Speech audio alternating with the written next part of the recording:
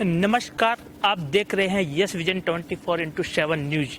आप आज हमारे साथ मौजूद हैं एक ऐसी शख्स कि जिनके अंदर देवियों का रूप बसा हुआ है और वो कहीं ना कहीं जो भविष्यवाणी है उसको बताती हैं और उसका समाधान भी उनके पास रहता है। वहीं यदि हम बात करें राजनीति की, क्योंकि इस समय उत्तराखंड में भी चुनाव हो रहे हैं और यूपी में भी चुनाव चल रहे हैं, तो कहीं ना कहीं जो सरकार बनने वाली है उसके बारे में भी हम आपको बताएंगे। तो हम सीधे ले चलते हैं आपको उनके पास जो हमारे साथ मौजूद हैं, रूपा आनंद।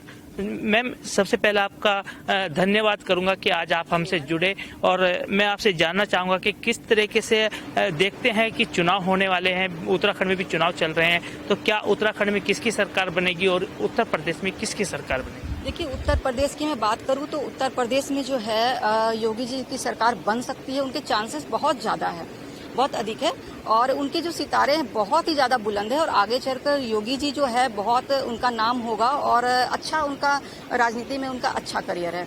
और जहाँ तक मैं बात करूँ उत्तराखंड की किसकी सरकार बनेगी, तो फिर धामी जी की जो है चांसेस बहुत कम बनते हैं।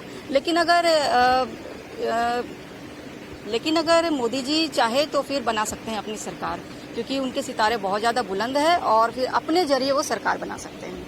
मैम, जिस तरीके से देखा जाए कि जो आप जिस तरीके से भविष्य बताती हैं, तो किस तरीके से भविष्य लोगों का बताती है, थोड़ा हमारे दर्शकों को बताइएगा किस तरीके से आप भविष्य बताती हैं और किस तरीके से उसका समाधान ही बताते हैं, क्योंकि आप कहीं ना कहीं एक देवी का रूप है खुद, तो किस तरीके से देखते हैं? देखिए, मैं दो तरह से फ्यूचर बताती हूँ, एक तो वैदिक एस्ट्रोलॉजी से और दूसरा साइकिक एस्ट्रोलॉजी से।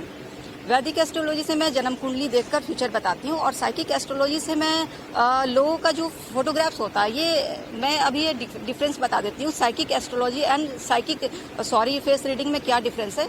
बहुत लोग ये सोचते हैं कि फोटोग्राफ से फेस रीडिंग होती है। नहीं, ये फोटोग्राफ से सिर्फ फेस रीडिंग नहीं होती, साइकिक रीडिंग होती है, यानी कि एनर्जी रीडिंग, जो कि मैं करती हूँ। तो बहुत लोग कंफ्यूज हो जाते हैं, तो इसलिए मैं बता दूं कि psychic reading means energy reading. मैं एनर्जी को कैच कर फ्यूचर बताती हूँ, यानी कि अगर किसी को कोई प्रॉब्लम है तो वो मुझे अपने फोटोग्राफ शेयर करेंगे, उसके बाद मैं उनके बॉडी के एनर्जी को कैच करके उनका फ्यूचर बताऊंगी।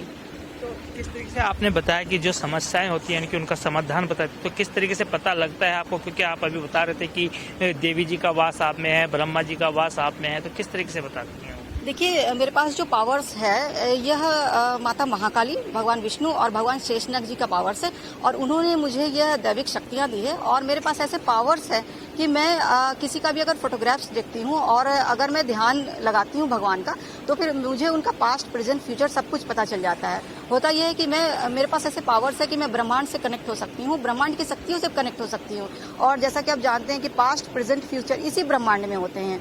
तो इसी वजह से अगर किसी को कोई प्रॉब्लम है तो उसका सोल्यूशन भी ब्रह्मांड से ही मुझे मिलता है, जो कि मुझे ईश्वर बताते हैं, और सोल्यूशन भी मुझे वही ईश्वर ही बताते हैं। हमसे बात करने के लिए धन्यवाद। Thank you so much. बिल्कुल, आपने सुना अभी रूपा आनंद जी को, उन्होंने साफ तौर पर बताया कि वो किस तरीके से फ्यूचर बताती है, क्योंकि उनके अंदर ब्रह्मा जी का वास है, काली देवी का वास है, और उन्हीं के जो पावर शक्ति है वो उनको मिली हुई है, और उसी के जरिए वो लोगों को भविष्य बताती हैं। कहीं ना कहीं एक फोटोग्राफ देखकर वो उनके एनर्जी को कैच करती हैं और उसके बाद उनका भविष्य बताती हैं, और यदि उनको कोई समस्या होती है तो उसका समाधान भी वो यहाँ पर बताती हैं।